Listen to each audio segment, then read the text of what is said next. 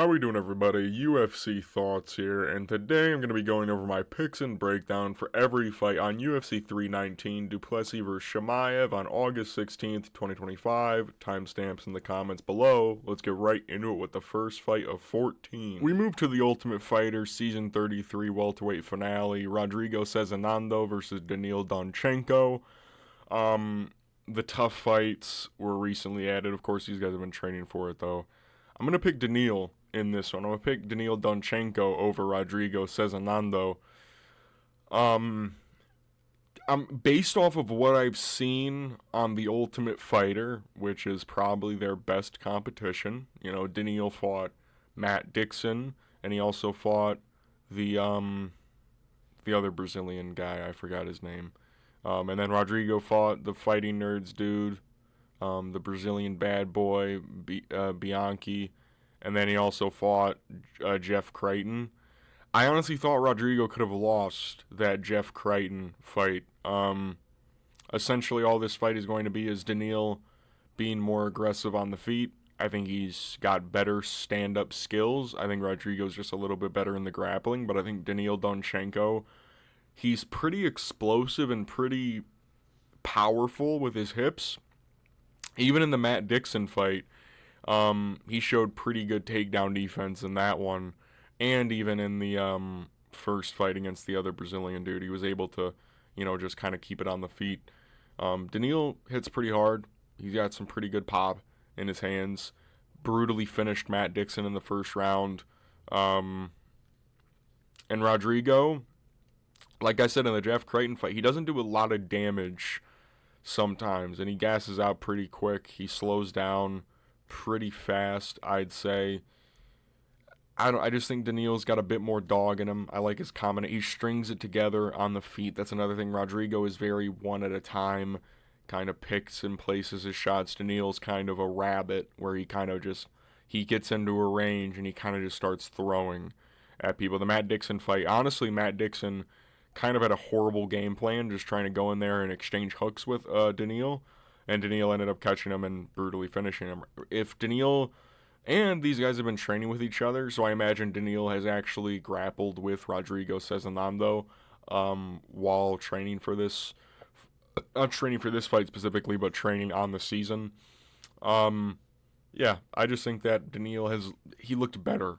He looked better on The Ultimate Fighter, in my personal opinion. I thought he had a better decision win than Rodrigo. Even though Rodrigo ended up, winning his fight as well, doing a lot of damage in the second as well. I think he got a 10-8 technically. I think Daniil looked better in the first and second round as a whole. So I think Daniil can win the first two rounds pretty easily. Round 3 will be interesting because Daniil, like I said, Rodrigo does slow down, but Daniil will also slow down because of his style. He's just very power, pressing forward, heavy kind of guy. That's just kind of his style. It'll be interesting. I think Daniil will just be better on the feet, stuff takedowns, and even if it does get to the ground, Rodrigo, if he doesn't get to dominant position, he doesn't do a whole lot. He half-guard camped Jeff Creighton a little bit.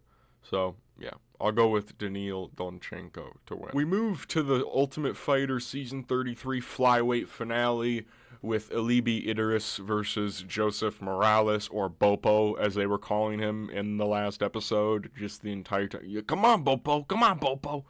Chill. Come on. It's a real thing with Bopo. I'm picking Alibi Idiris. I feel like that's who everyone is going to pick in this fight. It is a little interesting because Joseph is the one that actually does have UFC experience, which, by the way, can we stop putting people who have UFC experience on The Ultimate Fighter?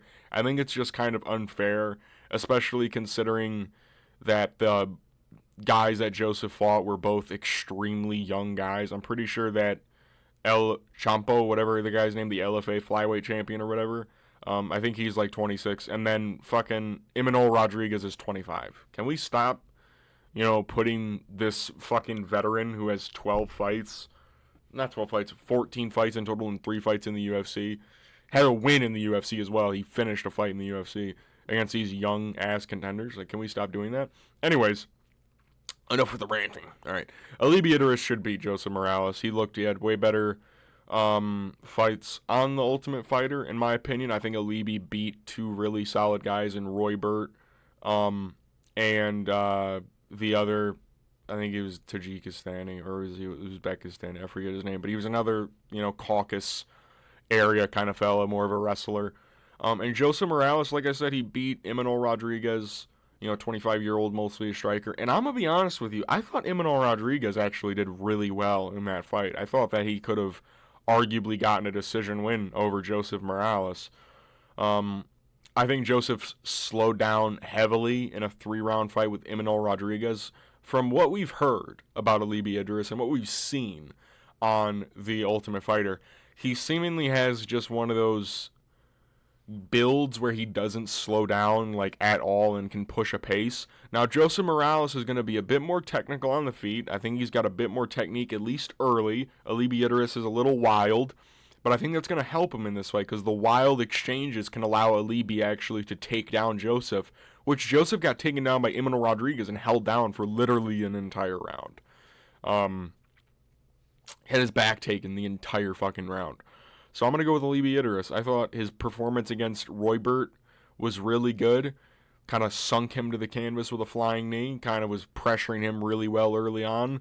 And then his performance against the other dude, I forgot his name, but he was another, I think he's from Tajikistan, or he was another really, he was like a shorty muscle kind of guy.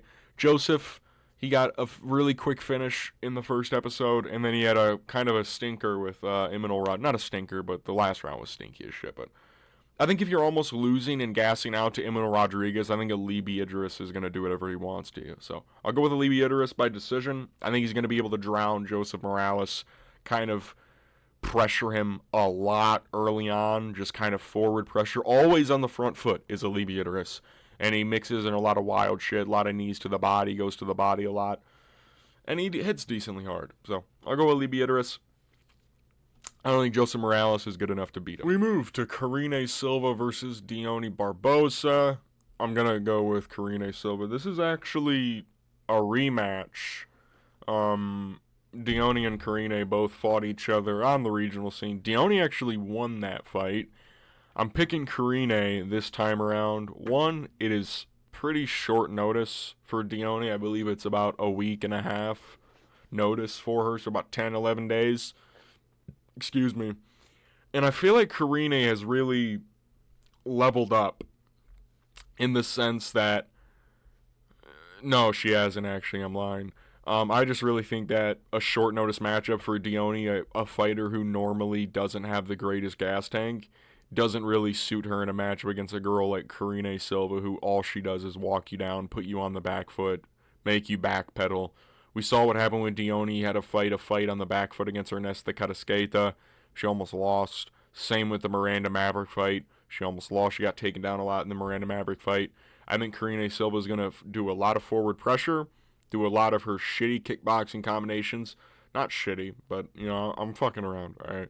She does a lot of front kicks to up the middle, a lot of teeps to the body. She really charges in with a right hand. She almost does the thing that, Trevor Peake does, where she, chops down with, her front knuckles. She doesn't really punch. She, chops at the air. It's the weirdest thing I've ever seen in my life. She does that a lot.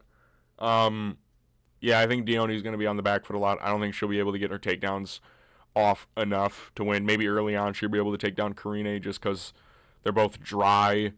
And actually, I don't know. I feel like Karine's got a lot of submission ability as well, defensively submission wise. I just really think the short notice factor is going to play a lot into the outcome of this fight. I think Karine will win a somewhat lackluster decision. I'll go 30-27, maybe a 29-28 thrown in there. I feel like Karine will just be able to implement her style pretty well on a short notice version of Dione Barbosa. Just kind of walk her down, press her against the fence, land her combinations. And Karine, even in round 3, in a fight with Viviane Araujo, even though that loss, it looked kind of funky, you know what I mean? But she hits hard, and that's another thing, is Karine hits hard. And you look at a fight like Dione versus Josiane Nunes on the regional scene, where Dione gets walked down, and by round 2, she's fucking huffing, brother. She's huffing and puffing. and Josian's able to finish her. I think maybe something similar could happen here, maybe, but I'll go with a decision for Karine Silva. We move to Bryan Battle versus Nursulton Ruziboev. I'm gonna pick Bryan Battle. I am worried, though. I'm gonna pick him based on lighter man skill. Bryan's been at, welterweight, for, some time. He moved down, And also, I just think that his style actually does mesh decently well with a guy like Nursulton, especially when you consider the fact that Nursulton is a very low output when it comes to, he doesn't throw combinations unless he's got somebody hurt. He's a very one and done kind of guy. He very rarely will put things together in combination. He'll either throw a big ol' right uppercut or a big ol' right overhand or like a big ol' hook. He's very right side heavy with a lot of his attacks as well. He's not very mix and match. He's very, where shit's coming from.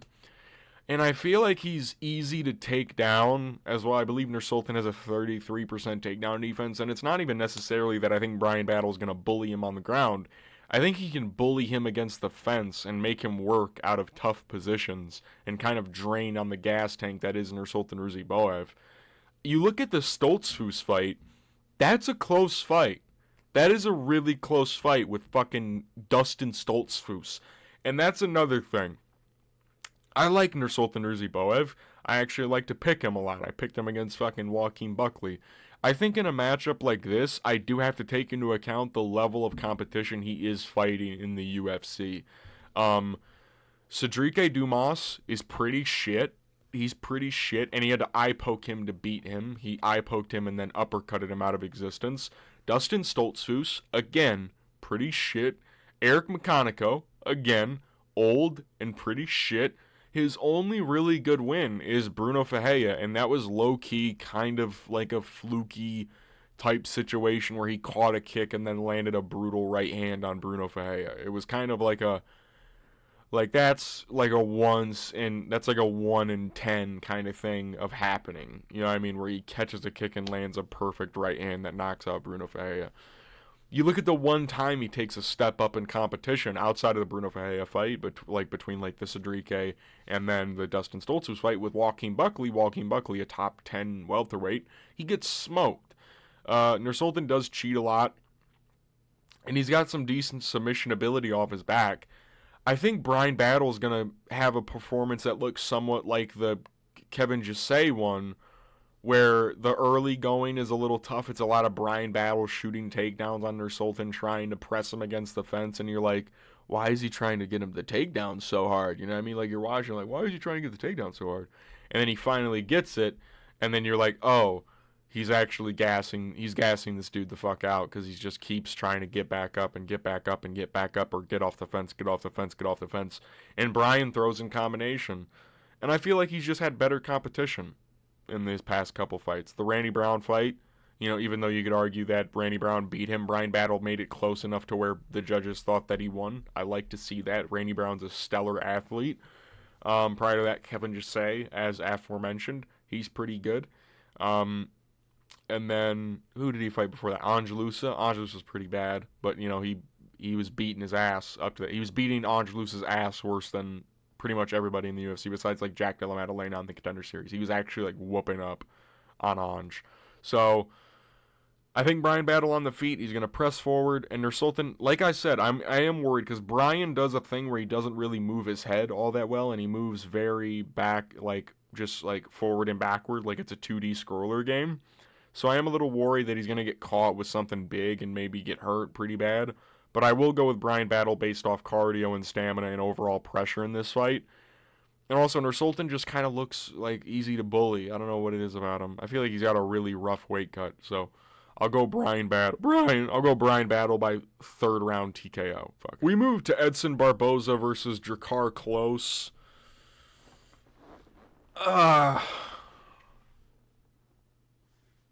I'll pick Drakkar Klose on this one. I really want to pick Edson Barboza, but I just really think that I feel like I just can't pick him in the Big 25. I don't know why. I just feel like Edson Barboza, he's moving back to lightweight. He's at the point in his career where he's just like, fuck it. I'm just going to go back up after, having a 5-year career essentially at fucking featherweight. And just say like, fuck it. Let's see how this goes. Drakkar Klose hits pretty hard. His last performance was pretty shit against fucking Joel Alvarez. That's Joel Alvarez. All right, let's give it a buck. Joel Alvarez is a monster. Edson Barboza doesn't have the steam on his shots anymore that I like to see. He's getting completely outdogged by Lerone Murphy across 5. And I just think it's really one of those things where Drakkar can also somewhat offensively wrestle, which can somewhat get that idea into Edson's head. To be fair, the last time I did a pick based off of that, he ended up kneeing the fuck out of Billy Quarantillo. But anyways, Edson, what he relies on now, it seems to me, is flash. He needs a moment like that to win a fight now, like to hurt somebody. He can't really put it together anymore. He needs like a spinning wheel kick. He needs a knee up the middle. He needs a fucking up kick. He needs shit like that to even hurt anybody anymore. He's got a good jab on him. His jab looked really good in the Sadiq Yusuff fight. But again, it's just one of those things where I feel like early on, Edson is so easy to be finished. Now, to be fair, he hasn't been finished in the first round in a while. I think it's been a fucking minute. But I'm just looking at it, and I'm like, Sadiq Yusuff is like 10-8ing you in the first. You know what I mean? Like, Sadiq Yusuff is basically murdering you. Drakkar hits pretty hard. He hits decently hard, and he can somewhat wrestle. Edson's 39, pushing 40. You know what I mean? Like, it's just one of those things where I feel like it's going to be a matchup that just doesn't play out well enough for him. Where, like, it just, like, it can go sideways really fucking fast. And just, like, visually to the judges, Edson isn't appealing because he, like, anything that touches him, he, like, staggers a little bit just because of his stance. He's, like, super, like, jittery all the time. Like, he's always, like, fainting, it looks like. It's like he's in a constant feint. Like, Drakkar isn't even that good. Like, Drakkar is shit. He's not shit. That's way too out of lines. He's just not really that good. He doesn't do anything that jumps off the page as, like, crazy. But he can fight. He hits hard. He can somewhat offensively wrestle. He can somewhat put it all together. I think that's all you really need to beat Edson Barboza at this point. Drakkar is somewhat chinny as well. He does have a suspect chin, so maybe Edson Barboza gets a flashy KO again. But I'm going to go with Drakkar Klose as an underdog, I believe. So I'll go with Drakkar Klose. We move to Chase Hooper versus Alexander Hernandez. This is a weird fight to pick, I'm going to be honest with you. I'll pick Chase Hooper. Alexander Hernandez is too 50-50 for me to pick him. I don't know. He's too inconsistent of an athlete. Some fights he can look really good. Some fights he can look absolute dog shit. And as of right now, he's kind of been in the gray area of his career. Like the Hollabaugh and Hubbard and Damon Jackson performances have all been pretty mid. This is a really tricky fight, though, because Alexander is really powerful and really explosive, and he's actually got some good takedown defense, and he should have a telltale, like, way to beat Chase Hooper, but I think Alexander Hernandez is kind of dumb. I think he's kind of stupid, and he's always struggled with cardio, even though he trains at Team Elevation. For some reason, he's always had weird cardio. It's gotten better over time. It's gotten somewhat better. But I feel like a guy like Chase Hooper, who is constantly grappling, can somewhat expose that. Because it's usually whenever he is in a super grapple, clinch, even clinch heavy fights. If someone just clinches him a lot. Like Billy Quarantillo, who just has a lot of volume and clinches a lot, was able to just deteriorate Alexander Hernandez. And I get it. It's featherweight Hernandez. It's not the same as lightweight Hernandez. I think Chase Hooper is just, from what I can see, he's the one of these two guys that has recently improved. And I like that. Hernandez has been pretty much the same his past 3 fights.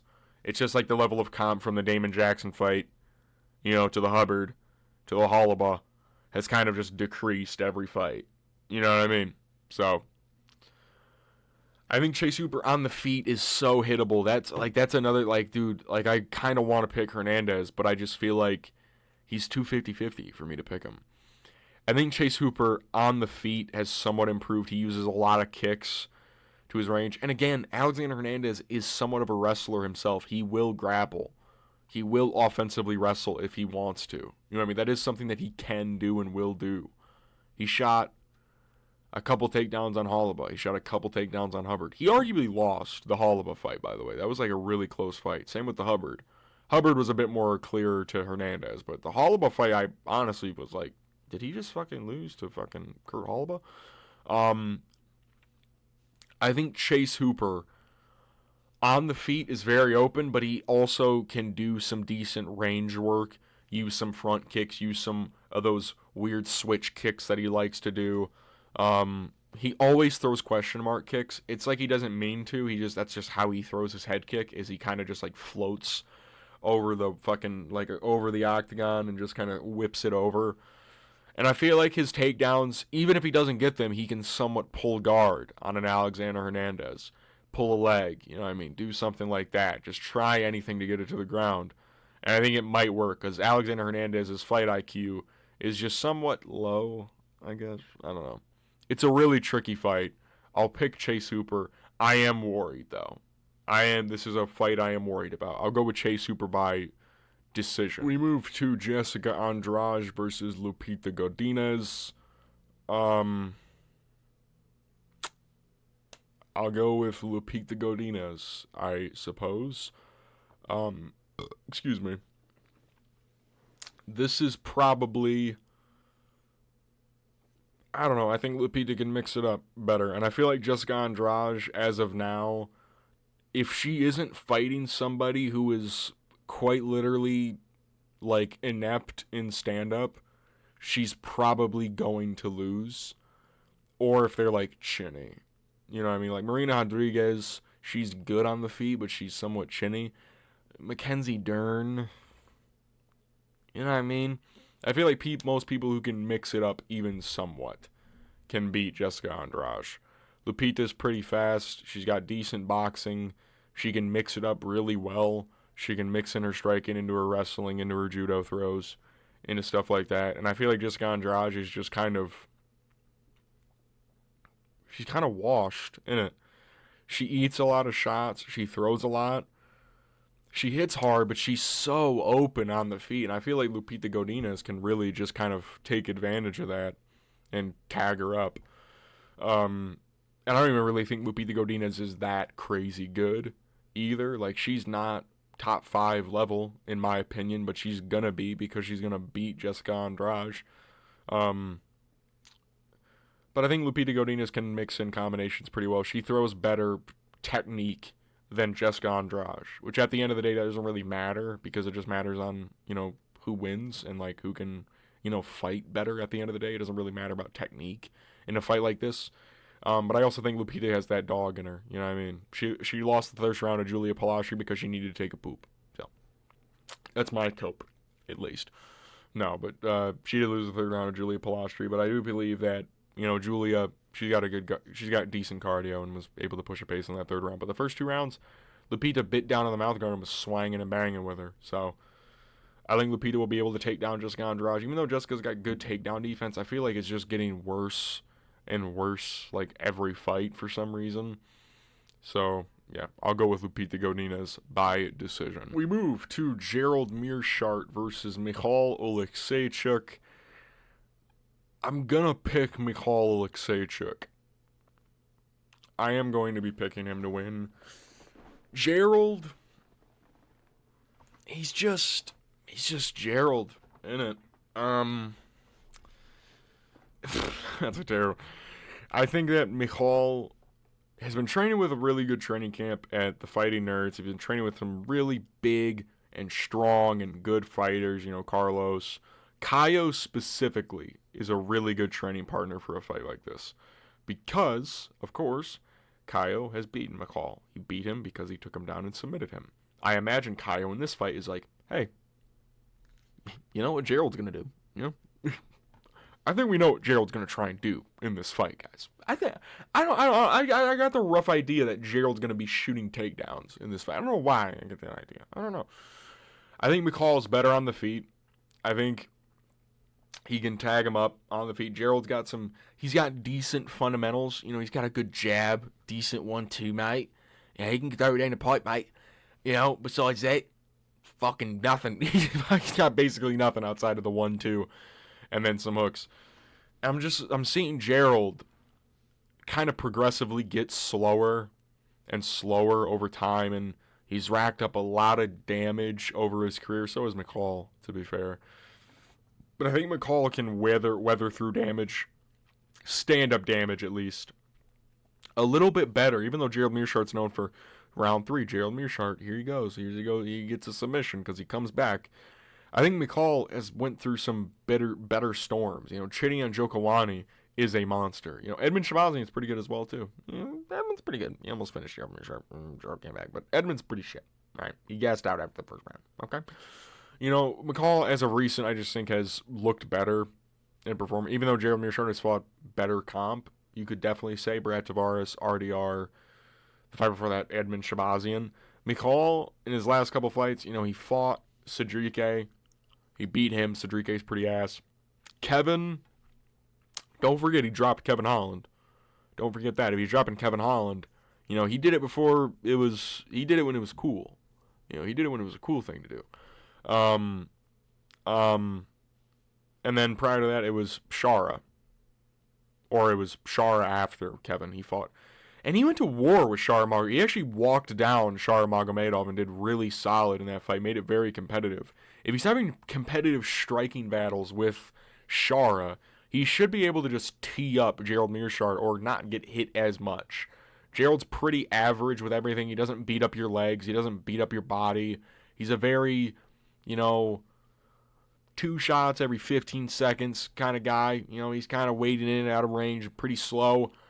I think Michal will be able to find Gerald Meerschaert's chin. And Michal does have awkward power. He does hit somewhat hard for his body. He doesn't look like he hits all that hard, but he does hit somewhat hard. So I will go with Michal Oleksiejczuk to finish Gerald Meerschaert in the first or second round via TKO.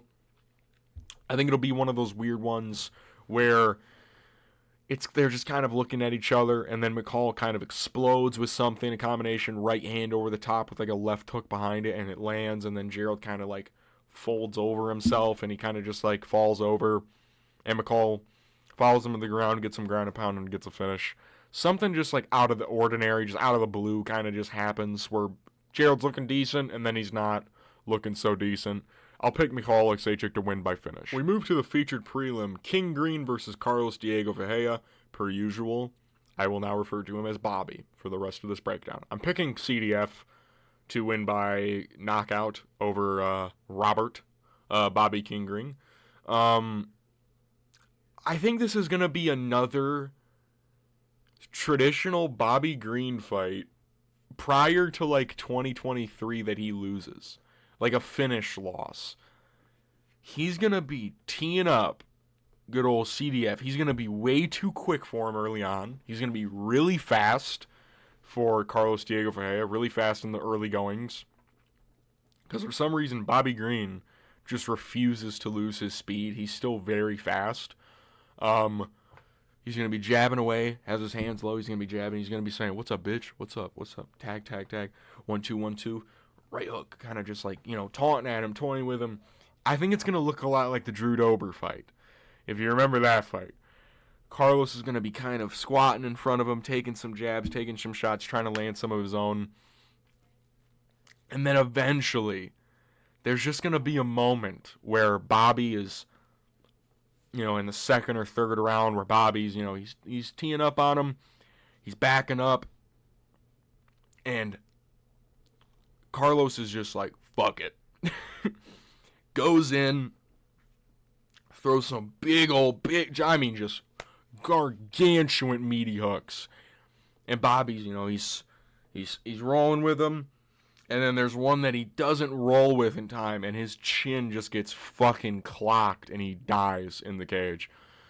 I think Carlos Diego Ferreira, it's going to be another case where Bobby Green, he's looking good until he doesn't, and he gets absolutely murdered. Let's not forget, this guy has had the Mauricio Rufy fight, which he got brutally chinned in.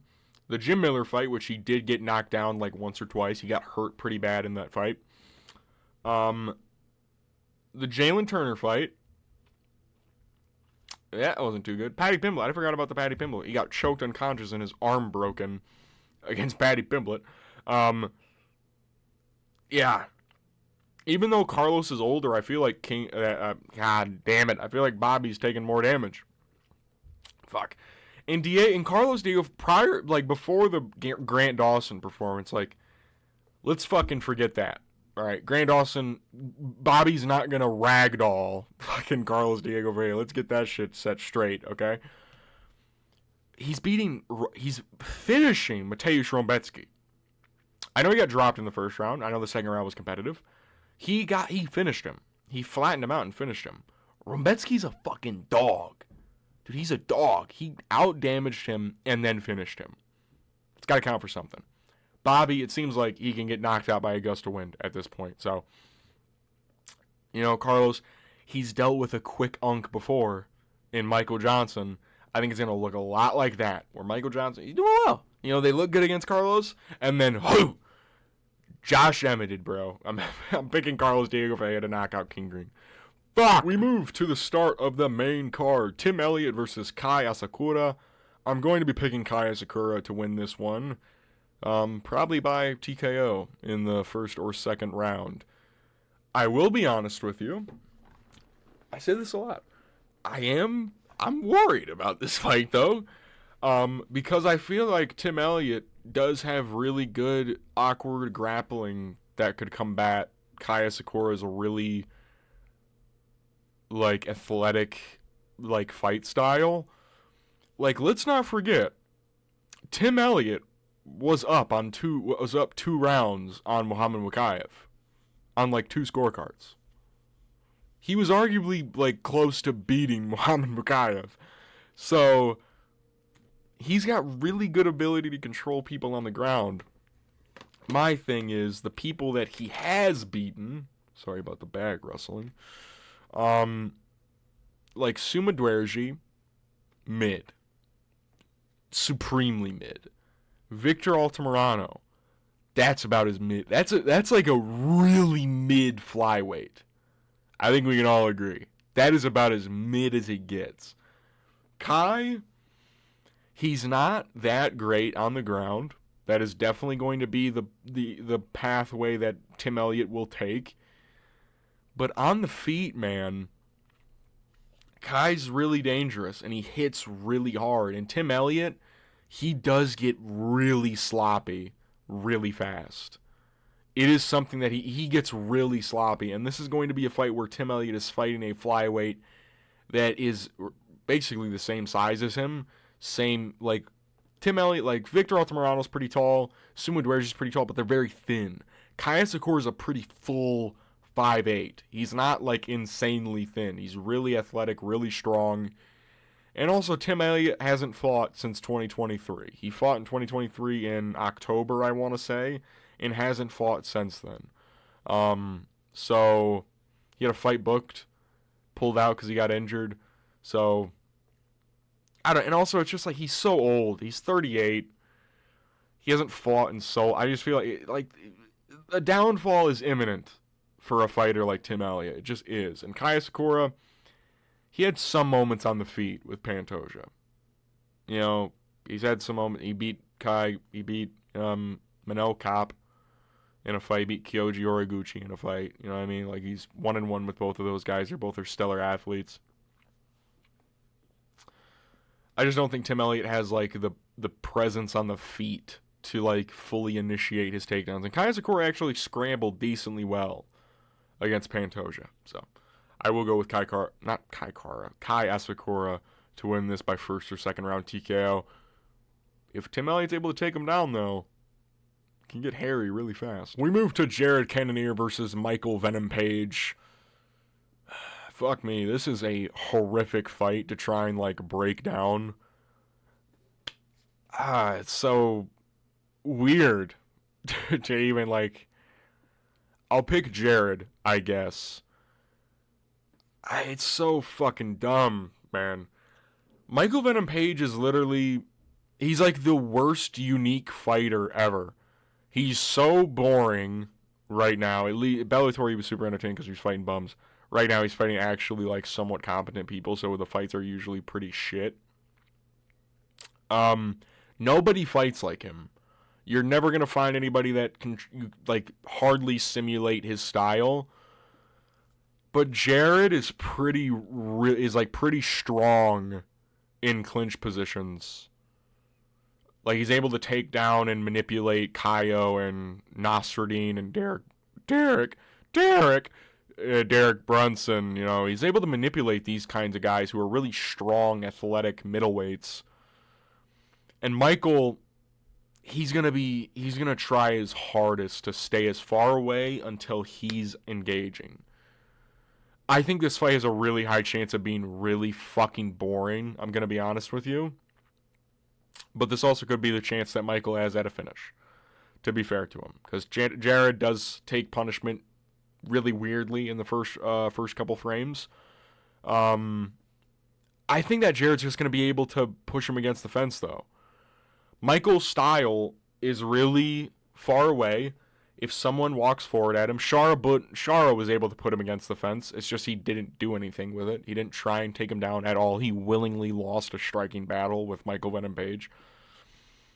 If Jared connects,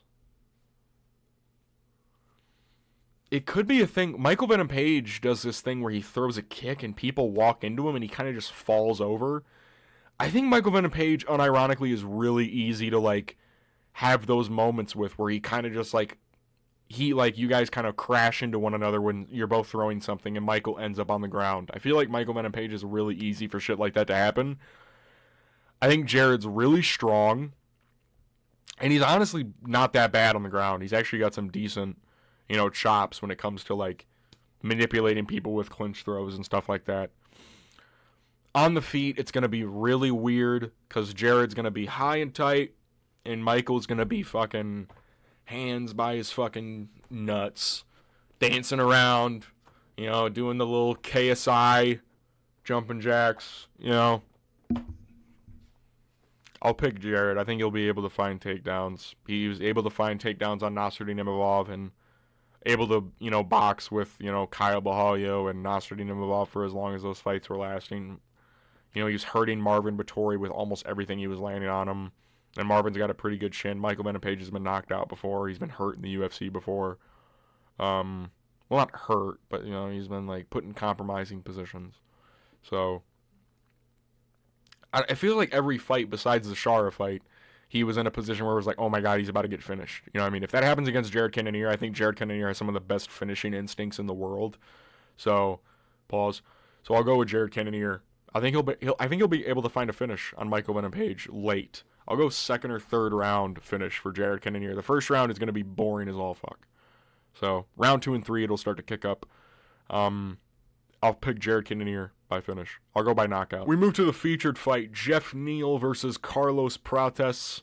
I'm picking Carlos Prates to win by TKO in the second or third round. This is a wicked fight, and I am somewhat nervous, I will be honest. Geoff Neal is really good when it comes to up the middle or straight punches, and Carlos does have a weird tendency to get hit by shit like that. You look at the Ian Gary performance, you look at, like, even like Neil Magny was able to land a lot of his straight punches on Carlos, and Ian Gary had a really good combination in the third or second round where he threw a barrage and then ended it up with an uppercut, and Geoff Neal's got gnarly uppercuts. But I think that Ian Gary's he kind of froze Carlos in that fight with a lot of kicks. He froze him with a lot of head kicks to the arms of Carlos that trying to diminish him from rushing in and getting hit with a head kick. I feel like Geoff Neal He has kicks in his game. He does have some gnarly head kicks. He has that nasty-ass head kick finish. Who was that on that he knocked? Was that fucking... Was that Frank Camacho? That's not... It wasn't Frank Camacho, was it? I don't know. Frank Camacho's a lightweight, isn't he? Or was he at welterweight at one point? I don't know. He's got a really disgusting head kick finish, though. He's got really good boxing. I just think Carlos has that certain touch to him. He's got that... He's able to throw low kicks, batter the low legs. I think he'll do what Ian Gary did really well, which is batter the legs, be able to throw up the middle, throw teeps, throw knees. It'll be dangerous. It'll always be dangerous against Jeff Neal, because Jeff Neal's he's like an Alexander Hernandez, but like actually ranked level, where he'll either look really, really good, or he'll have an off night where he doesn't look all that good. You know, great performances, RDA comes to mind. Vicente Luque comes to mind. And then he'll have off nights, like the Neil Magny performance, where he's losing to Neil Magny. You know what I mean? Like, that's dreadful. Or the Ian Gary performance, where he didn't really do a lot. I think Carlos will have an ability to freeze Jeff Neal a little bit in this fight, kind of how Ian Gary did, using a lot of his own kicks this time around over Jeff Neal, and kind of force him at a range, and then be able to pepper him with a straight left, kind of back him up a little bit, try and, force him to throw and hit him from awkward angles, force Jeff to throw, slip, and then, counter him back, kind of brutalize him with the straight shots, make him miss, kind of duck, throw a body kick, kind of land a head kick, kind of, leg kick, knee up the middle, you know what I mean? Pass him back, right hook, left hand. Carlos strings them together really well when he starts to get into that flow state where he kind of just starts pressing people back. You see it in every fight where once he realizes that it's time to go, people back up, because it's like his presence is very worrying in the cage. So I'll pick Carlos Prates. I feel like he'll find his flow state eventually on Jeff Neal, a shorter, stockier boxing type fighter. And it doesn't have to deal with as many kicks as Ian Gary was posing to him. He'll mostly have to deal with the hands from Jeff Neal. I'll pick Carlos Prates by second round knockout over Jeff Neal. I think this fight's beautiful, though. I love this matchmaking. It's magnifique. We move to the co-main event. Lerone Murphy versus Aaron Pico. I'm going to pick Aaron Pico. Now, this could backfire on me. I've made a history of making notoriously bad picks in fights like these. I think Aaron Pico actually meshes really well against a fighter like Lerone Murphy. But Lerone Murphy also can mesh very well against a fighter like Aaron Pico. Rewatching the Lerone Murphy versus Josh Emmett fight, a lot of what Josh Emmett had success with in those first 3 rounds, which, to be fair to Lerone, was pretty limited, Aaron Pico does better than Josh Emmett. For example, there were several moments where Josh would finally work his way inside and then put Lerone against the fence, throw like a combination, and then just backpedal to the center of the cage and allow Lerone to separate and get space and then work his way back in. Aaron doesn't allow that. He's going to chain his wrestling in if he ever gets Lerone Murphy even close to the fence. He's going to chain his wrestling. He's going to be going to the body. He's going to be putting together combinations. And Lerone is a type of guy to where at range, he's pretty boring, I guess you could say. At range, he's pretty, he's very safe. Boring isn't the right word. Lerone Murphy is very safe at range. He doesn't overextend all that much. He's very, close-knit with his hands. He's throwing up the front kicks, which, to be fair, could help him a lot in the fight like this against Aaron Pico, against a guy who's going to be, rushing forward, who needs to close distance on you. Using kicks like that is a really good way to kind of wave them off of doing that, kind of, make them like, oh, if I rush in too much, I might catch a body kick. I might catch a kick to the breadbasket. I might catch a kick to the head. I need to, be more safe with this. But Aaron Pico's pretty... To explain Aaron Pico, he's pretty unsafe for a fighter. He just rushes into a lot of things. Lerone Murphy in the pocket, on the other hand, is not very safe. In the pocket, he is throwing back with his chin in the air, responding with elbows, responding with Israel Adesanya hooks. If you don't know what that is, it's just leaning back and then throwing from the hip, which, to be fair, Aaron Pico's been knocked out before. But I just think that in a matchup like this, Aaron Pico is going to be able to utilize his wrestling, something Josh Emmett was able to utilize in moments. But he has better boxing technique than Josh Emmett. Maybe not as much power necessarily, but he's got better technique. He's got better combinations. He's got better cardio for 3 rounds. This is not a 5-round fight. This is a 3-round fight. So unlike the Movsar fight. And that's another thing. Lerone Murphy has taken this fight on about 2 weeks' notice.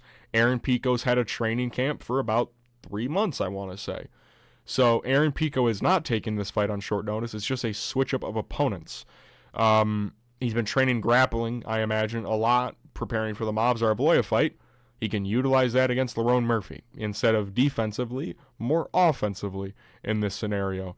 And I'm just looking at it. If guys like Dan Ige are able to get on the inside and land one big bomb, Aaron Pico has way better technique than these guys, even though it's against lesser competition, which that is, to be fair. Lerone Murphy does have a lot of high-level guys on his resume, even though it doesn't seem like it. Lerone Murphy never jumps off the page as like oh, this guy can fight for the title, because nobody really gives a fuck about him. And I don't mean that in necessarily a bad way.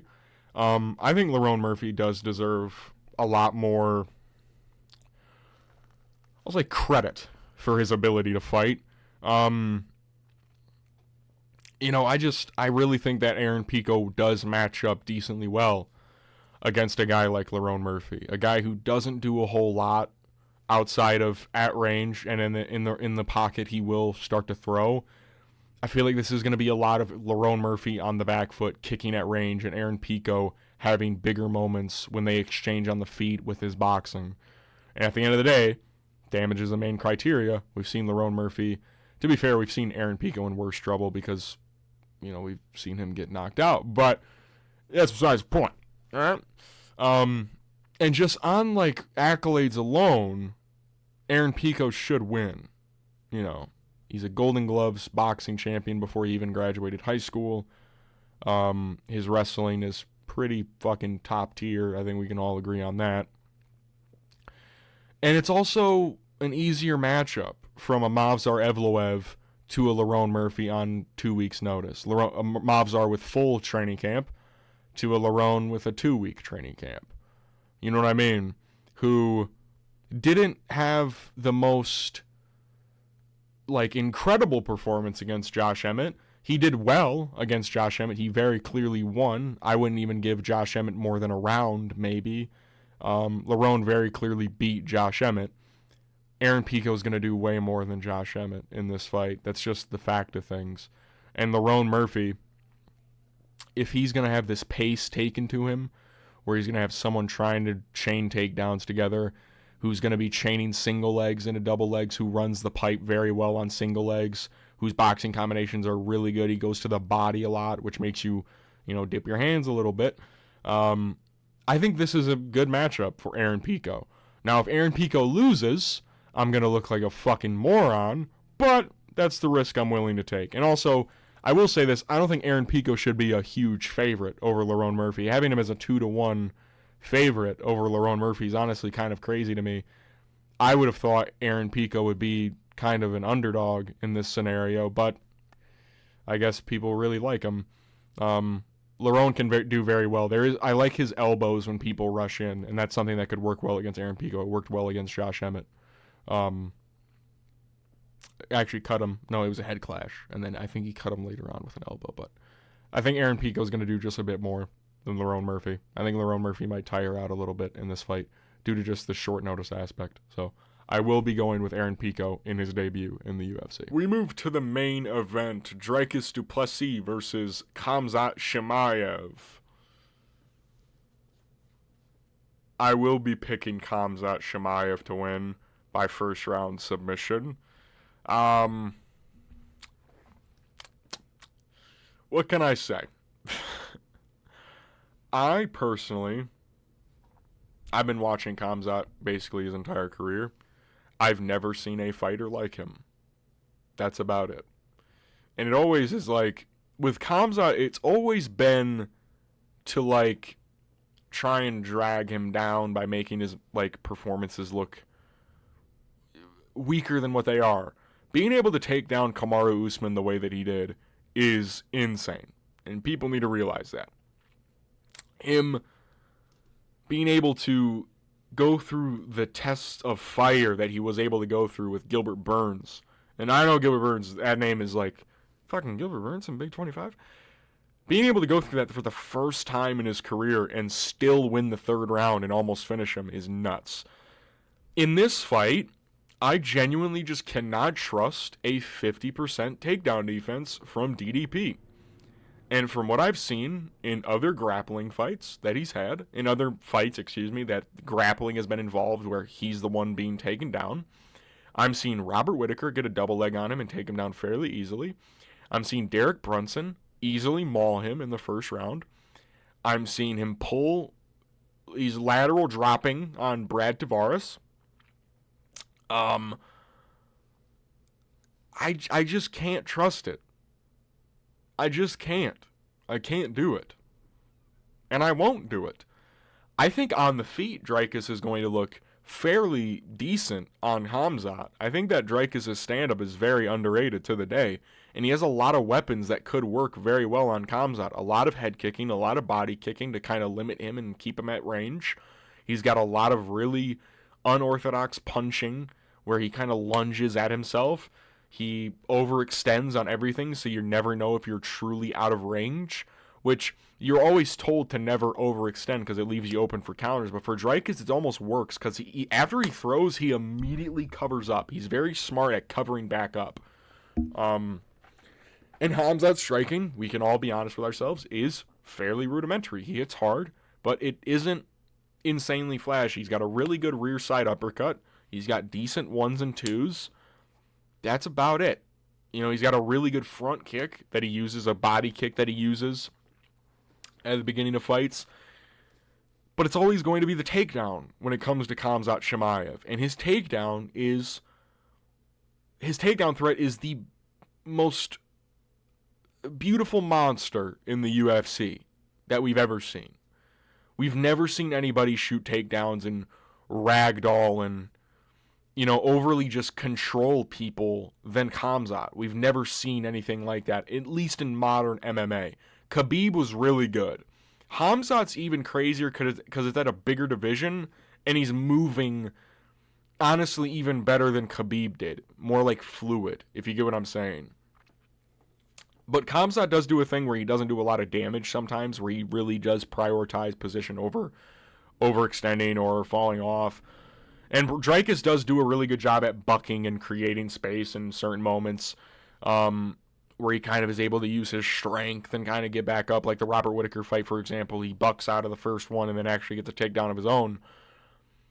He gives up his back a lot, and he gives up front chokes a lot to get back up. And Khamzat is gnarly on your back or in a front headlock position. He's very disgustingly good when it comes to positions like that. And Dricus, if he's going to want to get back up, he's going to have to give up either his back or he's going to have to give up a sprawl.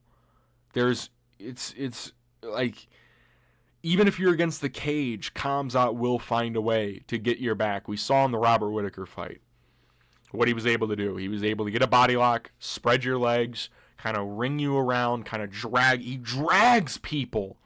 You see, I feel like Sebastian Maniscalco. He's fucking dragging them. He'll kick your leg off. He'll drag you from the cage. He does this shit to people.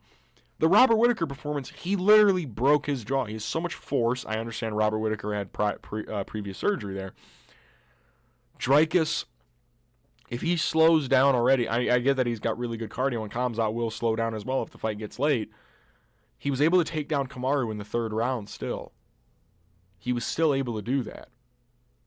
He will be able to get takedowns later in the fight, even if it does get to the second or third round. I think Khamzat gets it done in one. I think it'll be another anticlimactic performance from a Khamzat Chimaev fight where everyone's like, holy shit, what's about to happen? What are we about to see? And then randomly it's just going to be Khamzat takes him down, works his way to his back or works his way to a sprawl position, and Dricus is caught in something that he didn't really think of. He didn't think of the contingency, and he can't get out. I know Dricus is really good BJJ. There's, of course, the video of him training with the entire Gracie team and submitting all of them. Those are all smaller guys, and no leg locks were allowed. To be fair, no leg locks are going to be pursued by Khamzat either. He's a very blood choke heavy kind of fella.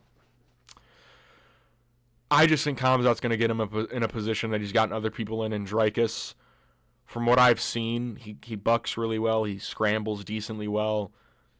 I feel like Khamzat's at his peak right now. That Robert Whittaker performance was godlike. And the thing is, Dricus, I feel bad because Dricus is honestly growing on, I think, a lot of people.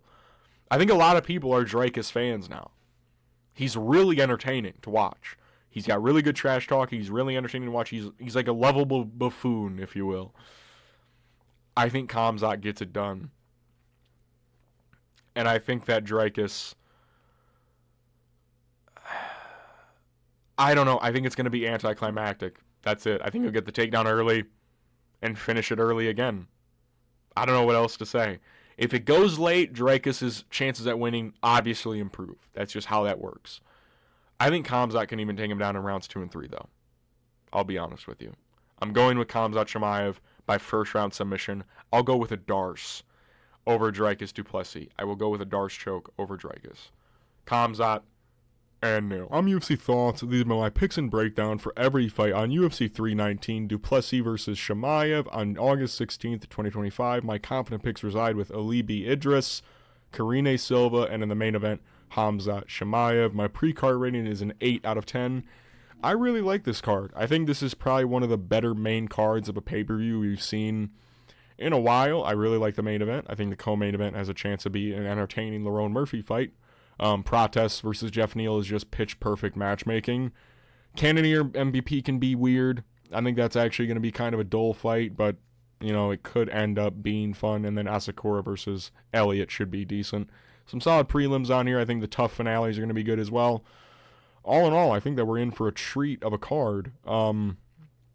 So, Chicago this weekend. Let's fucking get it. I hope that the fights go well. I hope Khamzat wins because Khamzat is the homie. If you liked the video, give it a like. If you want to see more content like this, subscribe. Leave a comment down below what you guys want to see next. I will see you guys after the fights. Peace.